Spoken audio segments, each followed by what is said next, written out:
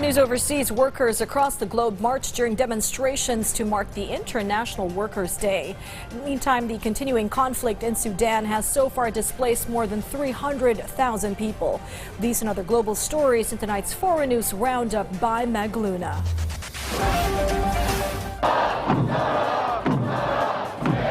In South Korea, trade union workers and protesters gathered to mark May Day or International Workers' Day with protests, calling for better working conditions and other demands. Participants heard speeches by leading union members and saw performances before marching on the streets. Similar large events were also held in other Asian countries. Union workers and other demonstrators in Guayaquil in Ecuador also marched to mark the event.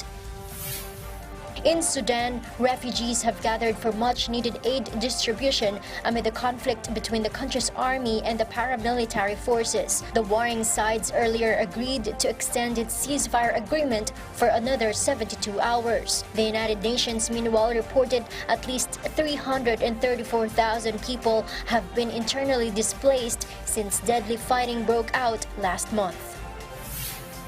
Meanwhile, the United States is set to end its COVID-19 vaccination requirements for foreign travelers starting May 11. The public health emergency period will also end that day. It was in February when the U.S. House of Representatives voted to lift the requirement that most international travelers be vaccinated against the virus.